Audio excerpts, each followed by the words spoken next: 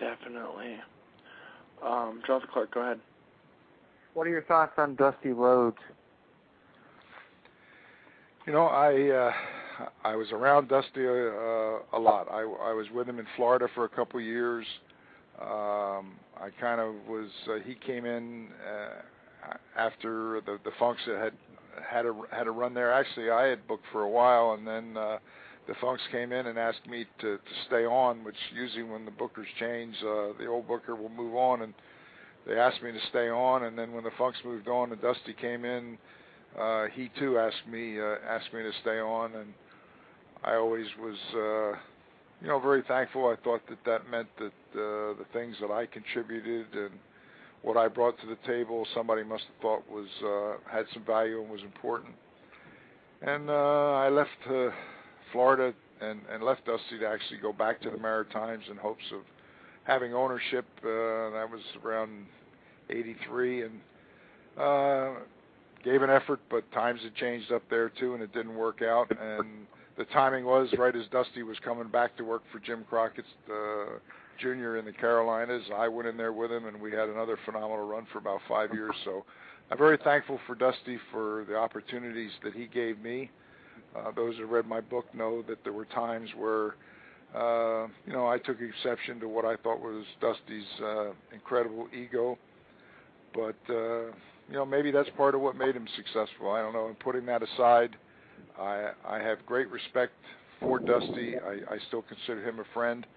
I think that he's a very good athlete, much more so than people give him credit for. And the people that follow wrestling tend to pick out the little things that they point at and say that Dusty was not successful because of this or that, and fail to look at all the things that he did do that were successful. So I think Dusty is a true Hall of Famer, a great credit to the business, and really a great guy. And I'm close to him and to his family as well. Definitely. What was it like to form the Four Horsemen stable? Well, actually, it was one of those things that was very impromptu. I would like to say that a group of people got together creatively and came up with this great idea, but it was at a time when Flair was the world heavyweight champion. I was actually only managing Tully, who was, I think, the national television champion at the time. And Ole and Arn were the world tag champions. And we had a couple hours of TV every Saturday to fill on TBS. And we would try hard to promote the towns that we were coming up to live on tour. And that, subsequent week till we were back on TV. And it was not unusual for us to work double shots Saturday and sometimes double shots Sunday. So we all went out there because we had all the titles and all the bragging rights, and we had a lot of things to cover. And as we were out there, it was just one of those magical moments that happens in wrestling. And Arn Anderson, as the mic got passed around, looked into the camera and told the people sitting at home, said, take a good look at the picture on your screen right now, because never have so few wreaked so much havoc on everyone else until you would go back in history to the Four Horsemen of the Apocalypse, and he held up four fingers. And it was the fans that were there, which was usually a small group of young people, but certainly millions that used to watch that show every week at home. And everywhere we went after that, we were hearing the fans call out "Horsemen, Horsemen, Four Horsemen," and hold up the four fingers, and it became an interactive thing. And it wasn't actually a couple weeks later that finally Jimmy Crockett said, "What's this Four Horsemen thing I keep hearing about?" And I said, "Well, Jimmy, I think it's something that you better pay attention to, because it's something that's captured the imagination of the fans, something really that they've created. And I think it's something that you need to emphasize." And that's how it all started. And we had an incredible run. And as I said, it was certainly the highlight of my career. Definitely. Jonathan Clark, go ahead. What was it like hanging around Ric Flair? What's your fondest memory of him? My memories of hanging around Ric Flair are a little bit cloudy.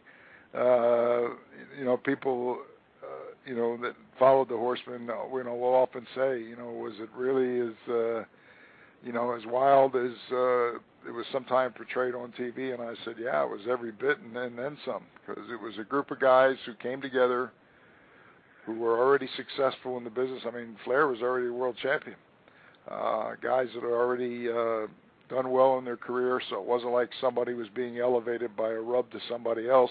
It just was a group of guys who generally enjoyed being around each other because we spent more time together than we did with our families between traveling on planes and sitting around in the dressing room and then bell to bell, and then when it was all over, Flair would usually announce on TV where we were going to be that night, and which of the clubs and which of the towns, and we would go out and have a crowd of people waiting, and sometimes we would stay up maybe a little bit too late and then try to get some sleep, and the next day do it all over again. So it was a wild ride to say the least, and Flair always did everything first class, and I really enjoyed being around him.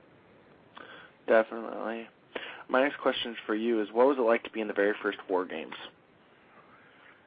Well, that was my memory of the War Games is not such a pleasant one. I actually was in a number of the War Games, but the one that was that sticks in my mind the most was on the 4th of July in Atlanta in the Omni, and that's where the Road Warriors momentarily had me at their mercy. Animal had me going up on his shoulder, and Hawk about to come off the top rope, and you got two rings together surrounded by a cage, but you also had a cage across the top that kind of confined the space that you had to work with, and Hawk was a tall guy, and I saw disaster about took place and tried to skinny down, and as powerful as Animal was, right as Hawk came off, everybody piled together, and he lost me, and I came down what I thought was going to be the top of my head and possibly break my neck, and I tucked my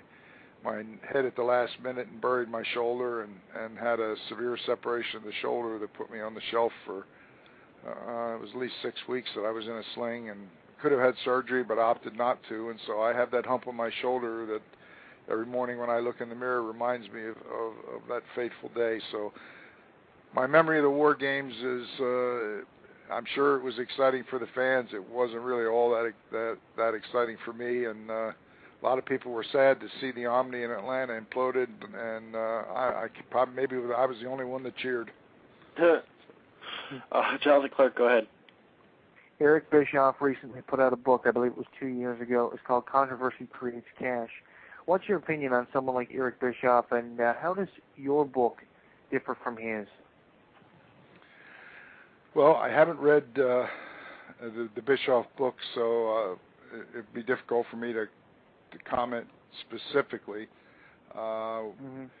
With regard to my book, at the time that I wrote it, I had, WCW had closed down for all practical purposes. I was out of the wrestling business. I'd gone through my third divorce, which, that's one of the potential pitfalls of the lifestyle and being in wrestling, and I'm not using that as an excuse. It's just the reality of how it can be for some people, because there have been long-standing successful marriages in the wrestling business. I just wasn't one on that list, so I was out of the business. Scott Teal was introduced to me by a mutual friend, and when he first contacted me, I really wasn't in the frame of mind to want to do it. Didn't even know that I had a story worthy of telling, and we stayed in contact, and after about 6 months I thought about it. I had young children that came into my life when I was retired from the ring working for Vince McMahon, and I thought, well, it might be pretty neat to tell my story. And when I started thinking about all the things that I'd done, and I thought it would be neat for my kids someday to be able to look back at a permanent record of everything that had happened in the wrestling business, which was really a part of my life that they knew nothing about.